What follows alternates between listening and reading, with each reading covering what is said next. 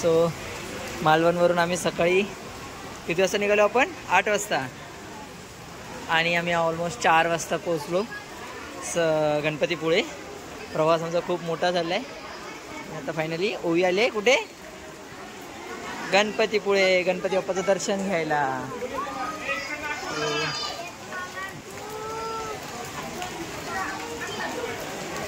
ओवीची mamma मला फुल प्रसाद घेतलेला आहे. ओवी चला चला बाप्पाचं दर्शन घेऊया. आतमध्ये काय मोबाईल अलाउड नाही.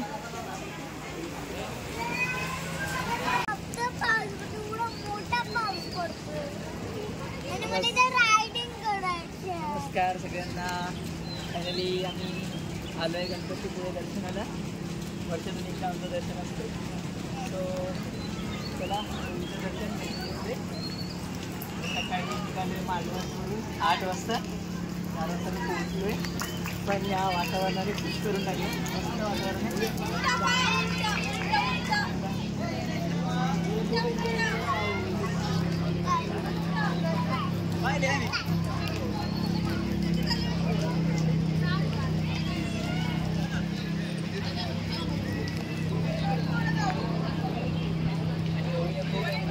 पाऊस आणि गणपती दर्शन दर्शन है ना.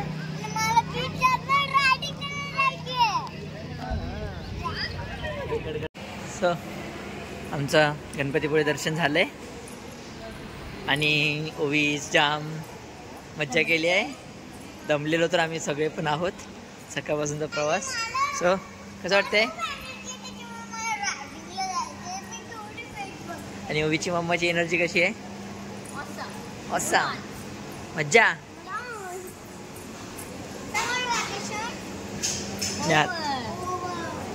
चलो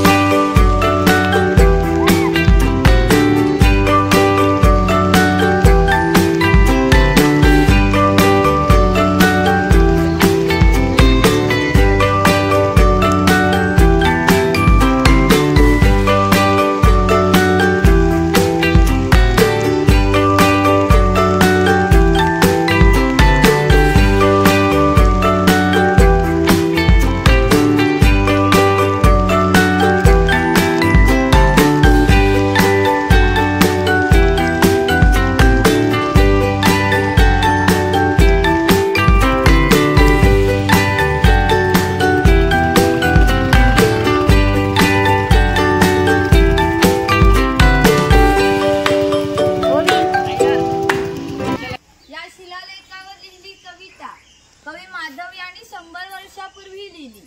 चिपळूण येथे झालेल्या पहिल्या कोकण मराठी साहित्य संमेलनामध्ये या कवितेला कोकणची प्राथमिक कविता म्हणून स्वीकारण्यात आली.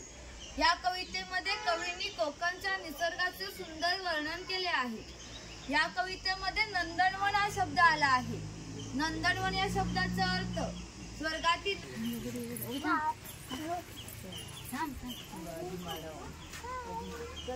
काळाची गुहा. थांब उभी.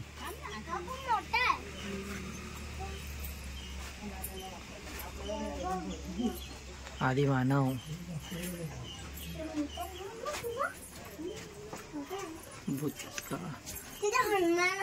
आदि मानव होता. त्यापासून कोकम सरबत, कोकम आगार तयार केले जाते. तसेच त्यांच्या बियांपासून तेल काढले जाते. त्या तेलाचा उपयोग कैलास जीवनसारख्या क्रीम मध्ये केला जातो.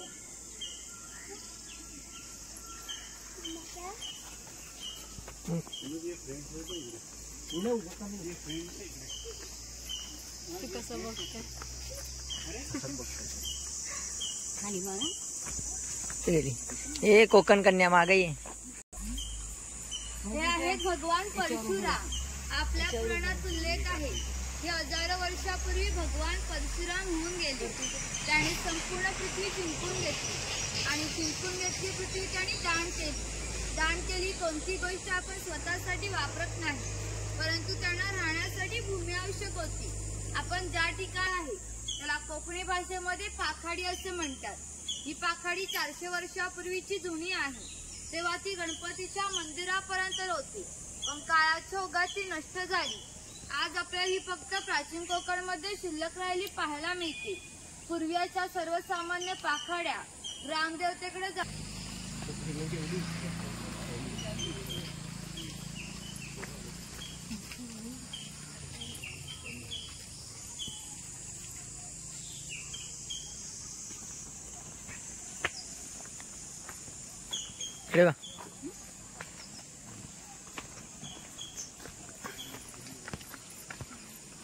इकडे गावशिकार दाखवली आहे.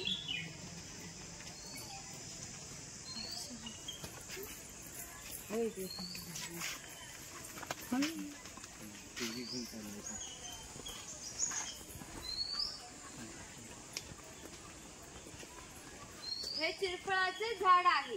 चिरफळाची फळी जंतुनाशक असतात. शेतकरी त्यांचा वापर धान्य साठवण्यासाठी करतो. तसेच त्यांचा वापर गरम मसाल्यासारख्या पदार्थामध्ये केला जातो.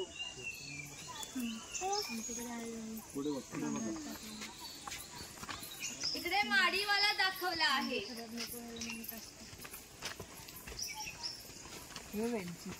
वेलदोडा म्हणतात ना आपण, ते वेलदोडाचे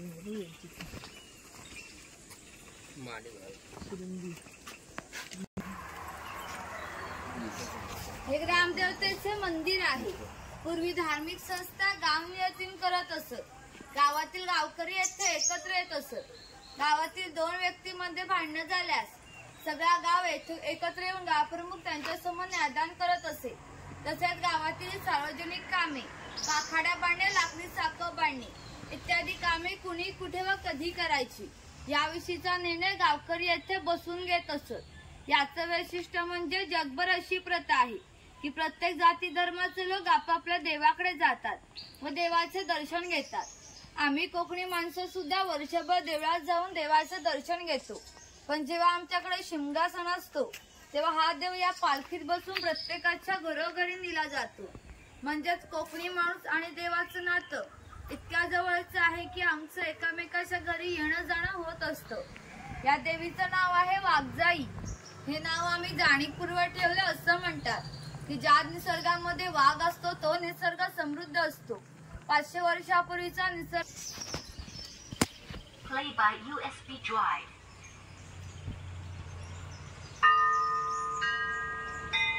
आई वाचाय महाकाली महासरस्वती प्रमुख पंचकन बरामदेव महाराजा. आज वय प्राचीन कोकण बघायला लांब लांब पर्यटक आलेले आहेत.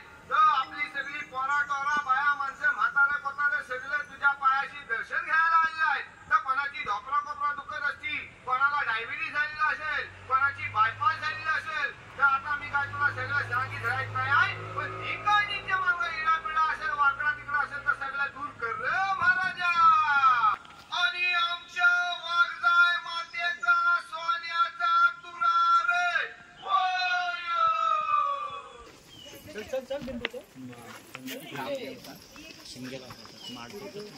माहिती ते कंटिन्यू चालूच असतं. हा चव्हाटा देव आहे. असं म्हणतात की कोकणात भरपूर भूत असतात. तर कोकणवासियांची अशी श्रद्धा आहे की हा देव त्यांच्यावर नियंत्रण ठेवतो. शिमग्याच्या वेळेला गाराणे घातले जाते. तसेच पशुबळी सुद्धा दिली जाते. ही विरगळ आहे. वीर प्राप्ती लोकांचे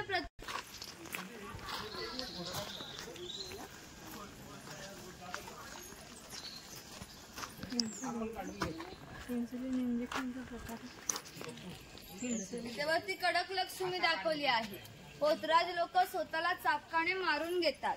त्याला कडक लक्ष्मी असे म्हणतात.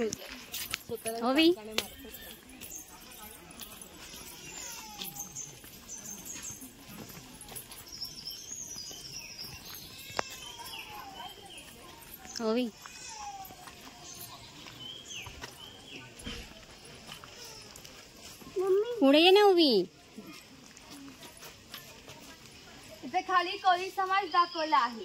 कोळी समाजाची लोक असतात.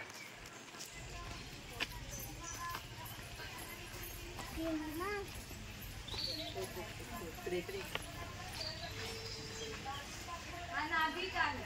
पूर्वी कोकणामध्ये 12 पोतेदार पद्धत अस्तित्वात होती. म्हणजेच नागरिक सुद्धा चर्मकारकाचार हे लोकांच्या घरोघरी जाऊन त्यांना सेवा पुरवत. त्याबद्दल त्यांना पैसे नव्हे तर केवळ धान्य मिळत असे. म्हणजेच एका नाभिकाला एका पुरुषाच्या घरी जाऊन केसोदाढी करण्यासाठी वर्षभरासाठी 4 कायली म्हणजे आताचे 8 किलो धान्य मिळत असते. एवढं रात्र सहज रंगत असे. घराची रचना पहा. खोत जाऊन चौट्यावर बसले आहे त्याला ओठी असे म्हणत.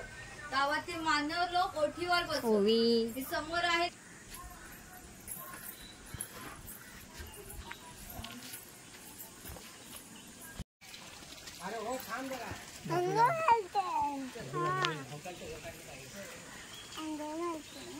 ओवी इकडे लहान मुलगा पाटाच्या पाण्याने खेळताना दाखवला आहे. हा बघ बघ कसा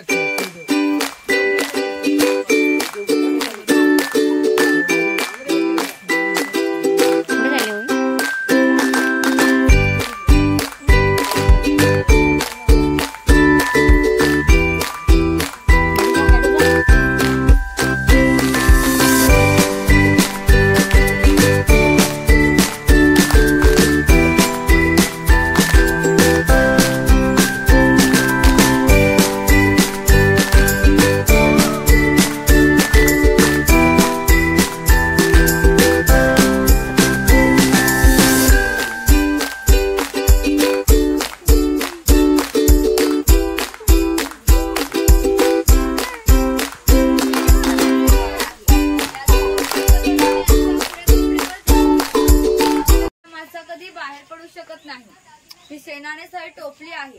तिला कणगी असे म्हणतात. यामध्ये धान्य साचवले जाते. कोकणी शेतकरी भात, नाचणी, खरीक, वरीक यांसारखी धान्य पिकवतो. त्या कणगीत ठेवून वरती चिरफळाची फळे पसरवून घालून शेणामातीने लिपून घेतो. यामध्ये ठेवलेले धान्य 3 ते 4 वर्ष सहज टिकते. अजूनही ठाणे जिल्ह्यातील वनवासी लोक याच पद्धतीने धान्य साचवतात. शेतकऱ्याची बायको आहे ती शेतकऱ्याची मुलगी आहे. हा पाळणा आमच्या शेतकऱ्याच्या घरी कायमस्वरूपी टांगून ठेवला आहे. तर आमच्या शेतकऱ्याच्या घरी दरवर्षी पाळणा आलत असे. म्हणजे प्रत्येक शेतकऱ्याला 8 ते 10 मुले असत. म्हणजे पूर्वीच्या काळी एकत्र कुटुंब पद्धत अस्तित्वात होती. पूर्वीचा वापर कपडे सुकवण्यासाठी केला जात असे. घरामध्ये गौरी गणपतीचा सण दाखवला आहे. घिरड असे म्हणतात. जातीमध्ये धान्य दळून निघते ते घिरडामध्ये अक्काबार घातला जातो. तेव्हा अक्का तांदूळ बाहेर निघतो, कोंडा बाजूला केला जातो. हे पुरण यंत्र आहे. यामध्ये डाळ घातली जाते व दोन्ही डाळ उलट उलट फिरवले जातात जेणेकरून आती डाळ वाटून त्याच्या गोड पुरणपोळ्या केल्या जातात. हे मोदक पात्र म्हणजे कोकणी कुकर. तो टिफिन बॉक्स आहे. वरती पाण्याचा तांब्या आहे, खाली 3 डबे आहेत. बाजूला 2 चमचे आहेत, दोन्ही साईडला लॉक आहे. ती चहाची कितळी आहे. हे शेवया यंत्र आहे. ही दगडी उकळ आहे. पूर्वी यामध्ये भाताचे पोहे खाणले जात असत. वरती काही लाकडी चमच्यांचे प्रकार दाखवले आहेत. ओपन करत आहे. चालूच आहे, व्हिडिओ चालू आहे. हा बनवलंय कार तू.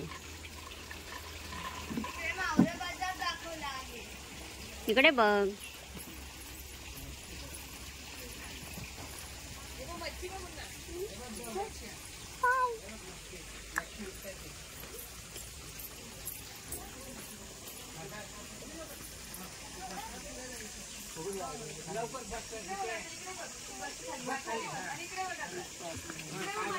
हे बोलते मी. हे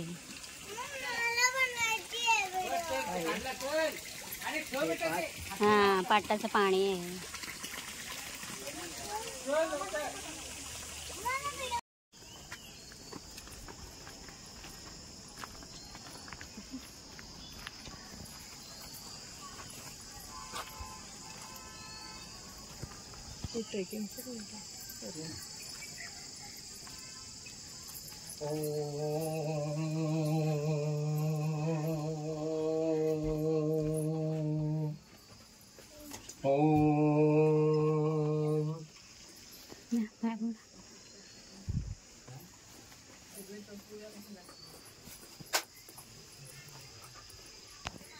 जायचं माझा इच्छा होती ना मला.